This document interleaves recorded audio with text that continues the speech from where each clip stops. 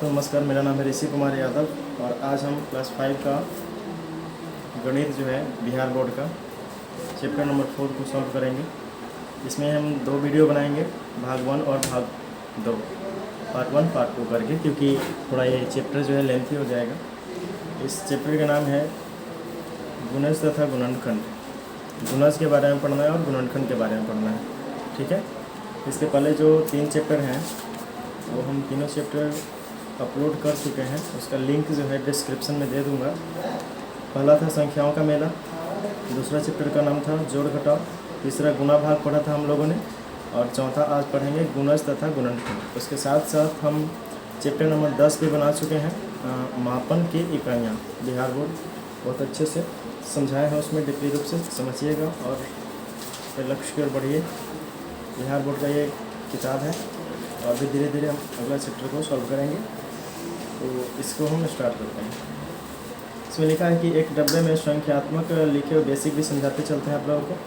संख्यात्मक में लिखे हुए बहुत से कार्ड रखे हैं, आपको इनमें से एक एक कार्ड उठाना है और अलग अलग संख्याओं से भाग देकर पता लगाना है कि कौन सी संख्या पूरी तरह विभाजित होती है और कौन सी संख्या विभाजित नहीं होती है, ठीक है।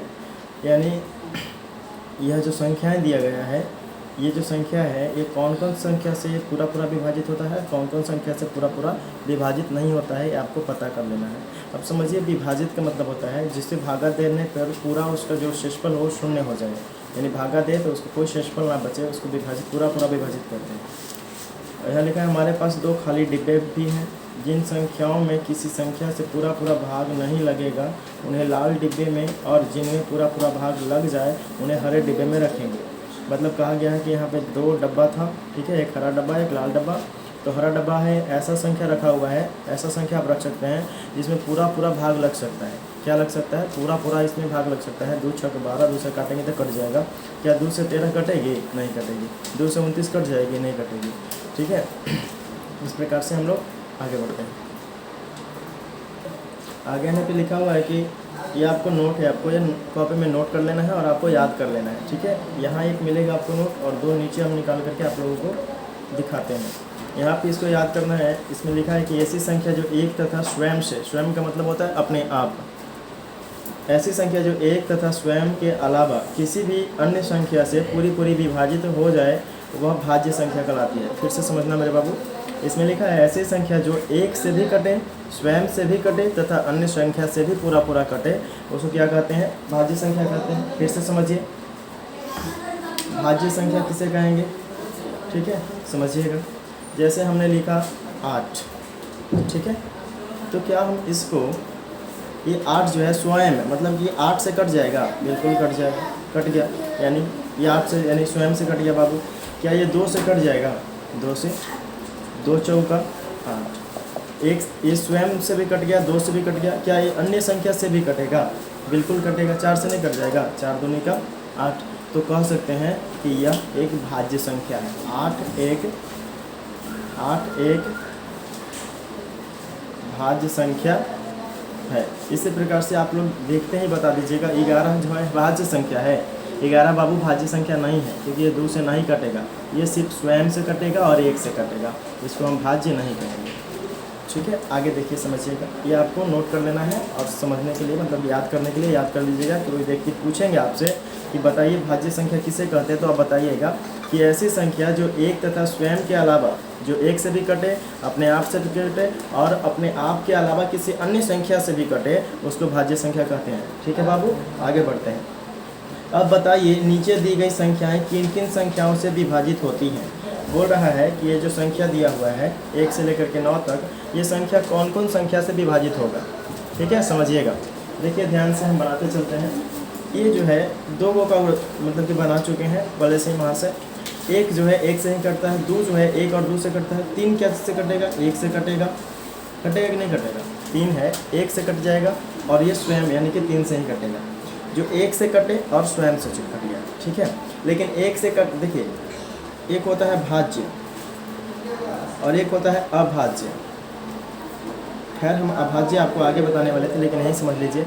भाज्य जो होता है ना बाबू, 1 से भी 2 से भी कटेगा, ठीक है, 2 से कटेगा, स्वयं से कटेगा और अन्य संख्या से भी कटेगा। अन्य संख्या से भी कटेगा तो उसको भाज्य कहेंगे। लेकिन अभाज्य किसे कहेंगे? अभाज्य जो जो स्वयं से कटे और एक से कटे, जो स्वयं से कटे और एक से कटेंगे उसको अभाज्य कहेंगे। समझिएगा, एक से कटे एवं स्वयं से कटे उसको क्या कहेंगे बाबू? अभाज्य कहेंगे। कोई पूछेंगे आपसे कि अभाज्य संख्या किसे कहते हैं तो आप क्या जवाब दीजिएगा? बोलिएगा कि सर जी अभाज्य संख्या उसे कहते हैं जो एक से पूरी पूरी विभाजित हो जाए तथा स्वयं से पूरी पूरी विभाजित हो जाए, उसे अभाज्य संख्या कहते हैं। लेकिन भाज्य संख्या उसे कहते हैं जो खुद से विभाजित हो जाए, दो से विभाजित हो जाए तथा अन्य संख्या से भी विभाजित हो जाए। ठीक है, एक से भी विभाजित हो जाए, यहाँ पे दो लिखा गया गलती से, दो से भी विभाजित हो सकती है, अन्य संख्या तो हो जाएगा ना। एक से विभाजित हो जाए तथा स्वयं से विभाजित हो और अन्य संख्या से विभाजित हो, उसको भाज्य कहेंगे। फिर से, जो एक से विभाजित हो जाए, स्वयं से विभाजित हो जाए और अन्य संख्या से विभाजित हो जाए, यानी कट जाए पूरा पूरा, उसको क्या कहेंगे बाबू? भाज्य संख्या। ये आपको इतना भूखने का यानी कि इतना बोलने का प्रयोजन यही है कि आपको याद करवा दिया जाए। तो ये बताइए तीन जो है कैसा संख्या है? भाज्य क्या अभाज्य? तो ये बोलेंगे हम लोग अभाज्य। ये पूछा नहीं है कि कौन सा संख्या है, बस हम लोग पढ़े हैं तो हम लोग को पता चल रहा है कि अभाज्य संख्या है। और ये दो भी अभाज्य है, एक का तो कोई आता पता ही नहीं, अभाज्य ही बोलेंगे इसको भी। ठीक है, चार कौन संख्या है? एक से तो कटेगा ही बाबू, सब संख्या कटेगा। ये दो से भी कट जाएंगे और चार से कटेंगे, तो ये हो जाएगा हमारा भाज्य संख्या। नहीं होगा? भाज्य संख्या होगा कि नहीं होगा? चलिए आगे देखिए, पाँच कौन से कटेगा? एक से कटेगा और पाँच से कटेगा, अभाज्य हो जाएगा। छः कौन से कटेगा? एक से कट जाएगा बाबू, दो से कट जाएगा और कैसे कटेगा? तीन से कट जाएगा, उसके बाद छः से कट जाएगा। समझ में आ रहा है ना? उसके बाद सात, तो सात एक से कट जाएगा और सात से ही कट जाएगा, एक से कट जाएगा और सात से कटेगा। आठ कौन से कटेगा बाबू? एक से कटेगा, दो चौके आठ, चार दूनी आठ, आठ एकम आठ। उसके बाद शेष बच गया हमारा 9। ठीक है, तो 9 कौन सा संख्या कटेगा बाबू? 9 एक से कटेगा, एक से कटेगा, एक, उसके बाद 3 से कटेगा, उसके बाद छौका में पढ़ा नहीं आता है 9, यानी कि खुद 9 से कट जाएगा। इस प्रकार से हमने 1 से 9 तक की संख्या ज्ञात कर लिया। अब लिखा है पता कीजिए, तो 10 से 30 तक वह कौन सी संख्याएं हैं जो सिर्फ एक तथा स्वयं से विभाजित होती हैं? ये आपको बाबू होमवर्क नहीं, यहीं पे हम आपको इसको क्या करते हैं, बनवाते हैं। ठीक है, देखिए ध्यान से।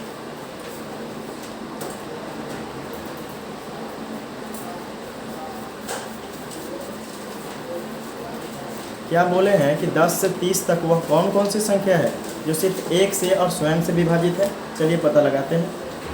देखिए जो किताब में क्वेश्चन दिया गया था ये, इसको हम यहाँ पे नोट कर दिए हैं और आपको इस प्रकार से क्वेश्चन भी आप नोट कर लीजिएगा कॉपी में, उसके बाद इसको बनाइएगा।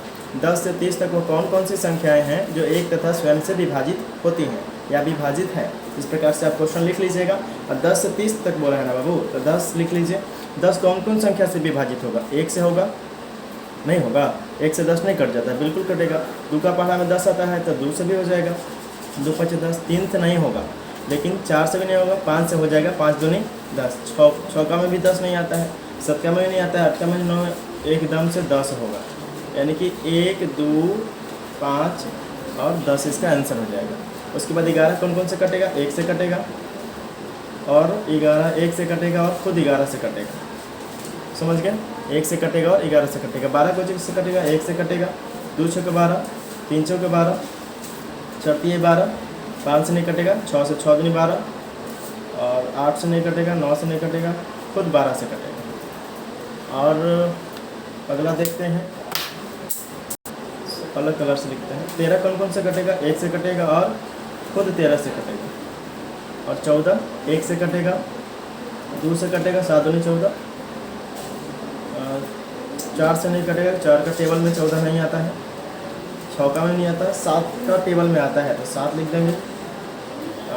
अटका में नहीं आता है, 9 का 10 का 11 का 12 का, फिर एकदम खुद 14 से कटेगा।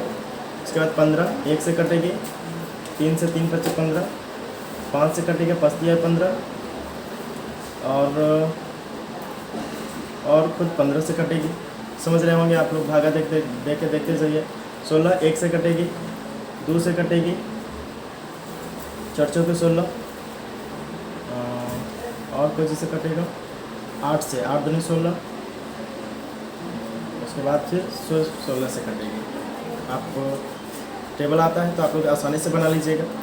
1 से कटेगा 17 और खुद 17 से कटेगा। 18 1 से कटेगा, 2 से कटेगा, 6 से कटेगा, 9 से कटेगा और फिर 18 से कटेगा। इसी प्रकार से हम लोग को काट लेना है। 1 से कटेगा 19 और सिर्फ 19 से कटेगी। उसके बाद 20 1 से कटेगा, 2 से कटेगा, 1 से कटेगा, 2 से कटेगा, 5 से कटेगा, 5 के 20, 10 से कटेगा और उसके बाद 20 से कटेगा। इसी प्रकार से अगला हम लोगों को 21 से लेकर के 30 तक बना लेना है और जो बचा हुआ है, ठीक है। इसको मिटा लेते हैं। आप लोग एक बार ध्यान से देख लीजिए।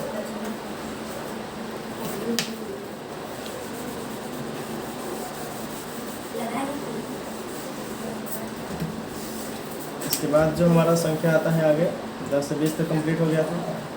उसके बाद हमारा बचा है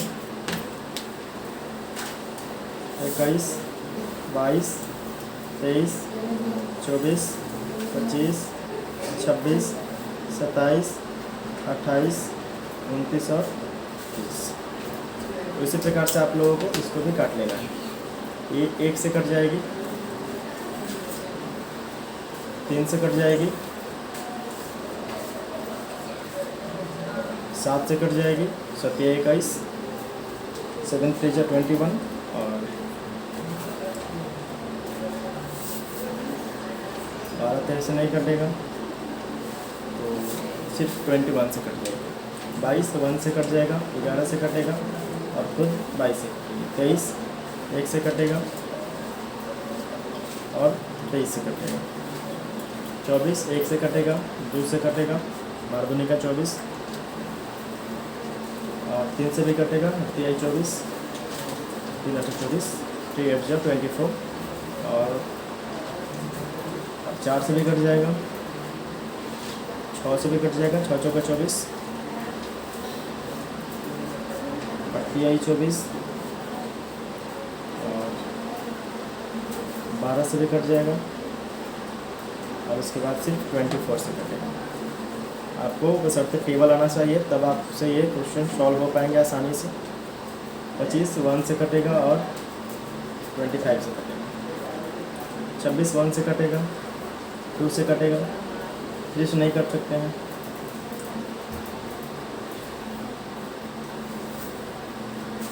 और कौन सा टेबल में आते हैं 26, इसको देख लीजिए। 1 से कटेगा, 2 से कटेगा, 13 से 13 दूनी 26 और 26 से कटेगा। ये 1 और 27 से कटेगा। उसी प्रकार से हम लोग 28 को निकालेंगे तो 1 से कटेगा, 2 से कटेगा और 4 से भी कटेगा, 4 7 सब चुके 28, ठीक है। 7 चौके 28 हो जाएगा, 7 से भी कट जाएंगे और 14 से कटेगा और सिर्फ 28 से कटेगा। 29 का तो कुछ कहना ही नहीं है। 1 से कटेगा 29 और उसके बाद कितना से कटेगा, टेबल आना चाहिए। 3 से तो नहीं कटेगा, 2 से नहीं कटेगा, 5 6 ये सिर्फ 29 से कटेंगे और 30 का तो 1 और 2 से भी कट जाएंगे, 15 दूनी का 30, 3 से भी कट जाएंगे, 4 से नहीं कटेंगे, 5 से कट जाएंगे, 5 6 30, 6 5 30, 10 से कट जाएंगे, उसके बाद 15 से कट जाएंगे, इसके बाद 30 से कट जाएंगे। चलिए यहाँ तक हम लोग कंप्लीट कर लिए। आपको एक और अगला नोट मिल रहा है, ध्यान से समझिए। ये तो आप लोग ऊपर वाला कंप्लीट कर लिए थे, इसको नोट में आप लोग याद कर लीजिएगा। उसके बाद देखिए, एक को छोड़कर वह संख्याएं जो सिर्फ स्वयं तथा एक से पूर्णतः विभाजित होते हैं अभाज्य संख्या कहलाती है। जैसे लाल डब्बे में है ऊपर मतलब बैक साइड में दिया हुआ था। इसको आप लोग कॉपी में लिख करके याद कर लीजिएगा। आपको हम समझा भी चुके हैं। और ये आपका जो है 2 से 50 के बीच संख्याओं में भाज्य और अभाज्य संख्या की जांच करिए। आपको क्या करना है, कॉपी में सारणी बना लेना है और उसमें आपको पता करना है कि कौन भाज्य है और कौन अभाज्य है। अब क्या करेंगे हम लोग, 2 से 50 के बीच की संख्याओं में भाज्य और अभाज्य संख्याओं के लिए अपनी कॉपी में एक सारणी बनानी है और बताना है। तो ये तो थोड़ा लेंथी हो जाएगा, तो इसको हम बना लेते हैं, उसके बाद आपको दिखा देते हैं कैसे बनाना है। इसका मतलब था कि कौन सी संख्या 2 से 50 के बीच में कौन कौन सी संख्या भाज्य है और कौन कौन सी अभाज्य है। इसका शेड्यूल मैंने आपको पहले ही समझा चुका हूँ, फिर भी बता देते हैं।